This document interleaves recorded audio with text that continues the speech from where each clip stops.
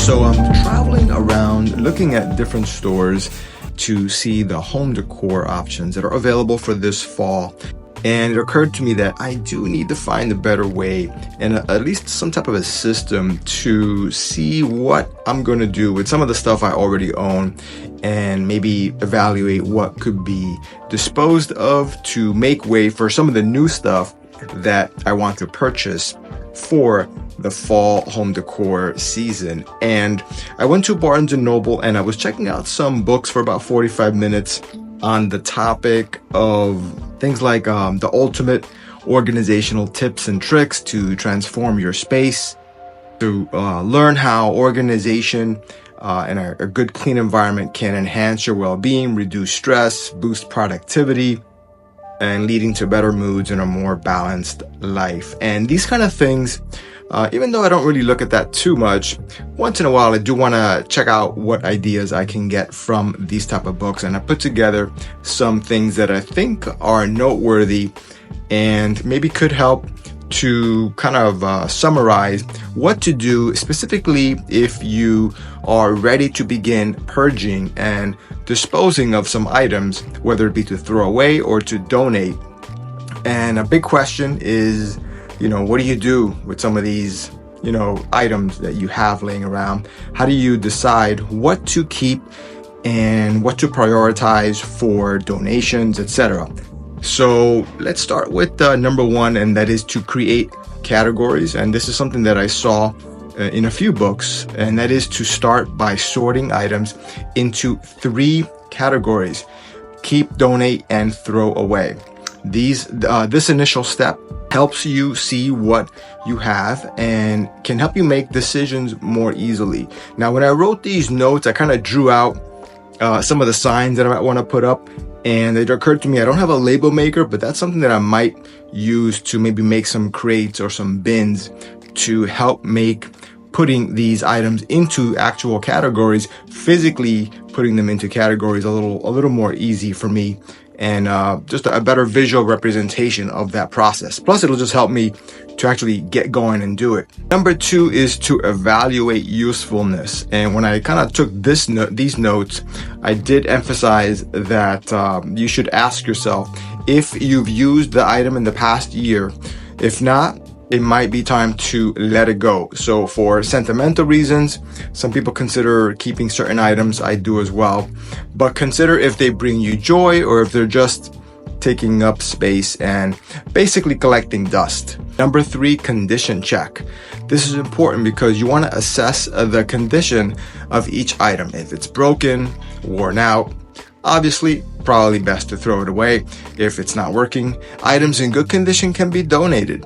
Number 4, sentimental value. And now when I wrote this out, this one, I just took some quick notes on this because for items with any sentimental value, their importance to you is very subjective. If they hold significant memories, you might want to consider keeping them. If not, taking a photo before letting them go might help. But that's a tough one. So next one, number 5, is space consideration. Thinking about the space you have available. If you are limited on space, prioritize keeping items that are essential or bring you the most joy.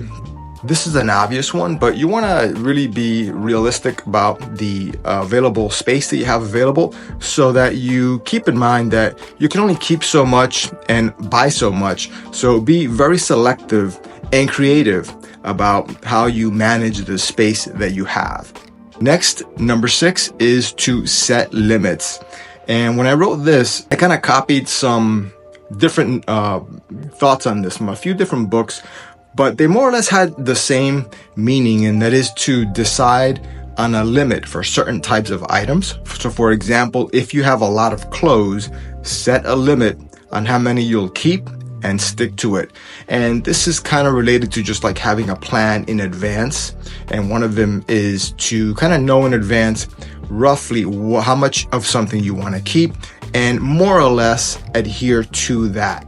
This next one, number 7, says that you adopt a 1 in, 1 out policy so that for every new item that you bring in and welcome into your home, you let go of an old one.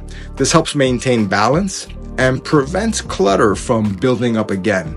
And number 8, I think it is at least worth considering to bring along a family member or a friend on your home decor shopping journey.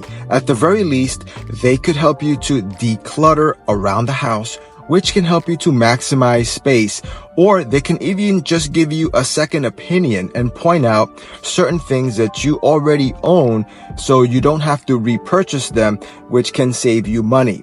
But also, the home decor shopping experience can be very inspirational and motivational and a good bonding experience, especially if you take someone with you as you travel around different stores, exploring and looking at different items for the season that you're going to welcome, which is in this case the fall season. But any season is a good opportunity to bring new inspiration, a new perspective, spice things up in your life, and it doesn't have to cost a lot of money. It can even be as simple as just shifting items around your house, redecorating, moving things around a bit, or buying a plant or something like that.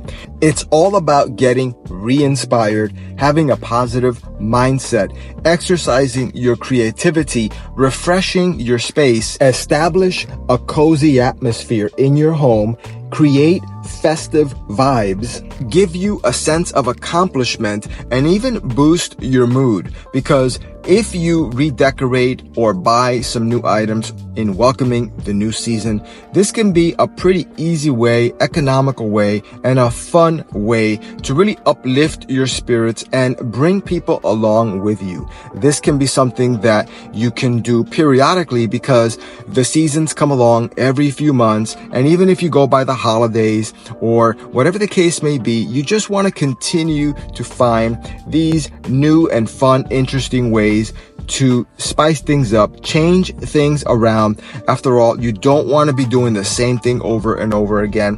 It can potentially lead to you becoming bored, and doing something like as simple as redecorating for the new season is a great way to overcome that and have a lot of fun, even with seemingly mundane things that happen in life. And by doing these things, it can not only help to declutter your mind, but also help to foster a more peaceful environment, which is beneficial to not just you, but also the others around you. So with that said, hopefully you got something out of this video. Thank you for watching, and I will see you in the next one.